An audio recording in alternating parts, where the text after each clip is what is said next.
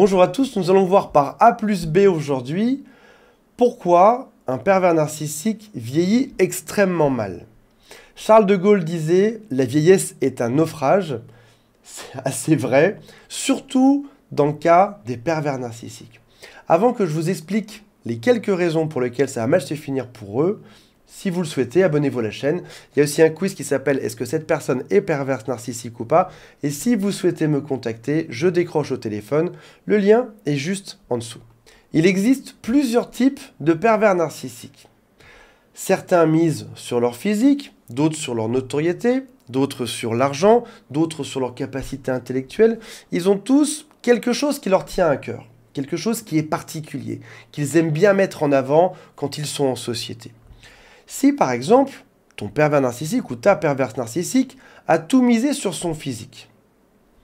À 20 ans, on a un physique qui est plutôt jeune, qui est plutôt frais, qui est plutôt beau. Je ne dis pas qu'on n'est pas beau après, mais on est forcément un peu plus beau, un peu plus frais à 20 ans que ce qu'on l'est à 99 ans. Encore une fois, on est beau à tous les âges, mais si jamais le pervers narcissique a tout misé sur sa beauté, ce sera peut-être plus simple à 20 ans qu'à 30, peut-être plus simple à 30 qu'à 50, peut-être plus simple à 50 qu'à 80.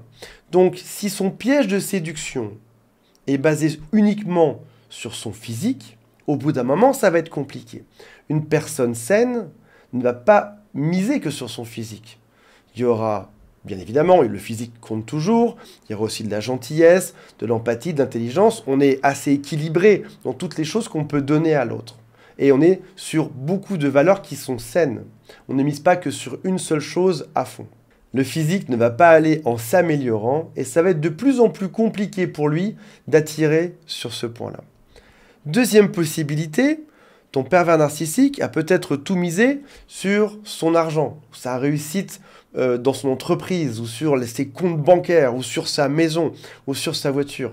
Alors quand tu es jeune et que tu n'as pas du tout d'argent, ça peut être épatant. À 20 ans, quelqu'un qui a une voiture un peu plus grosse, quelqu'un qui a un peu d'argent à dépenser. À 30 ans, c'est sympa aussi, mais peut-être que ça rentre un petit peu moins en compte. À 40 ans, quand tout le monde a déjà un peu sa carrière, si l'autre a beaucoup plus d'argent, tu vas dire c'est bien, mais c'est pas ça qui fera tout l'attrait que j'aurai pour l'autre. À 60 ans, 70 ans, 80 ans, être riche ne sera pas suffisant si tu n'apportes pas d'autres valeurs. Comme par exemple, ce dont on parlait juste avant, de la gentillesse, de l'empathie, de la bienveillance, de l'écoute. Malheureusement, un pervers narcissique mise sur une seule chose qui va faire à fond. Troisième possibilité, ton pervers narcissique a tout misé sur une routine, on pourrait appeler ça une espèce de scénario. C'est toujours le même scénario qu'il va mettre en place, qui est basé sur entre 5 et 10 stratégies de manipulation. D'ailleurs, au passage, tu remarqueras si tu contactes les ex de ce pervers narcissique que vous avez eu quasiment les mêmes phases, les mêmes cadeaux, les mêmes phrases et les mêmes critiques après. Il rejoue toujours la même pièce de théâtre. Ce sont des personnes qui sont interchangeables et lorsqu'il fait son casting pour sortir avec toi, il se demande si tu colles ou pas au rôle qu'il a créé. Dans son rôle, il faut quelqu'un qui soit très généreux, le profil a beaucoup donné, à être dans le pardon, à être très patient, à être très gentil. Est-ce que tu corresponds à ce rôle? Si oui, c'est bon, il se met en couple avec toi. Et puis il va te faire ce scénario, un peu comme tu verrais sur un film Netflix. Toujours la même histoire, mais avec un acteur principal qui est différent. Alors dans le temps, on se faisait avoir. Personne ne connaissait le phénomène des pervers narcissiques, les stratégies de manipulation qu'on donne sur cette chaîne. Personne ne les connaissait avant. Mais maintenant que ça devient populaire, maintenant qu'on en parle de plus en plus, on les voit arriver, ces gens-là. Moi qui habite même dans un tout petit village dans le sud de la France, les gens qui sont toxiques, on se prévient entre nous. Fais gaffe à lui, fais gaffe à elle, il est comme ci, il est comme ça. Parfois à tort, parfois à raison, mais en tout cas, les gens se préviennent. Il y a comme une espèce d'entraide par rapport à ça. Tes amis sont plutôt bien documentés aujourd'hui sur le sujet et sont capables de repérer ça. J'ai même été surpris de voir dans une série sur Netflix des ados dans un lycée, dans une série, qui disent « Attention, il te fait du gaslighting ». Et oui, même des jeunes de 17 ans sont au courant de ça.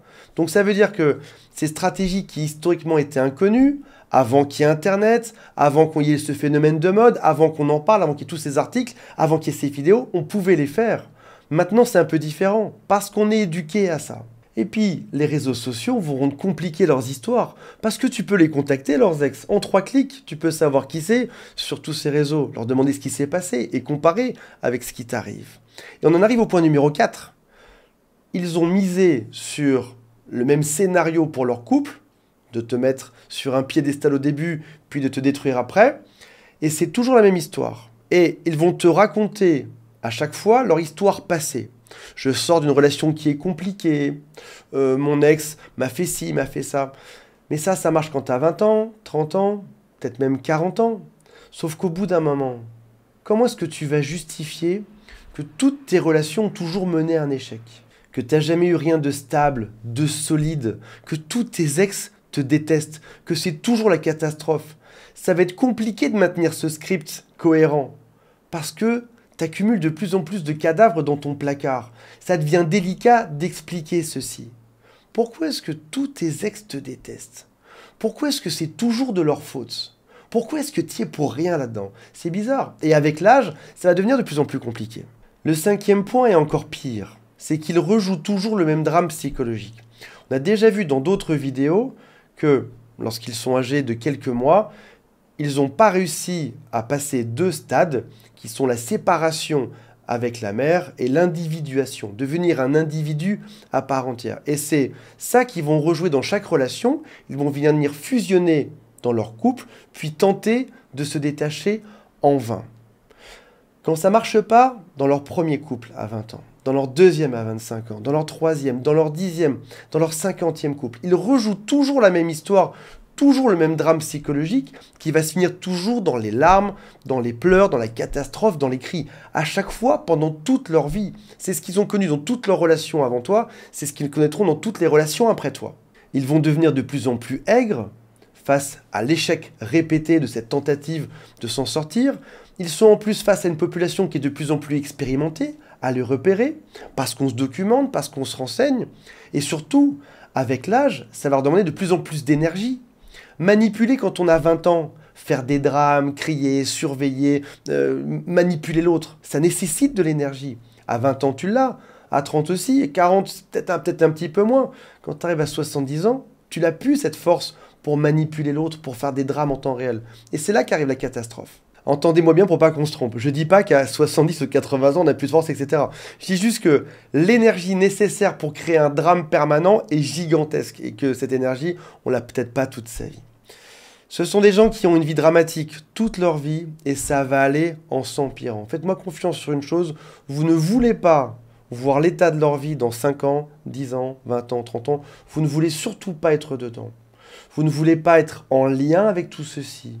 Vous ne voulez pas qu'un jour la police vous appelle et vous demande des comptes. Pourquoi est-ce qu'il s'est passé tel drame là-bas? Je vois que vous avez échangé des messages avec cette personne. Vous voulez avoir aucun rapport avec ça. Pars, fais ta vie, va éventuellement gâcher d'autres vies que la mienne. Je ne veux plus rien avoir à faire avec ça. Voilà mes amis, vous, votre vie va être chouette par la suite. J'espère que ça vous a inspiré et on se retrouve très prochainement. Salut à tous, bye.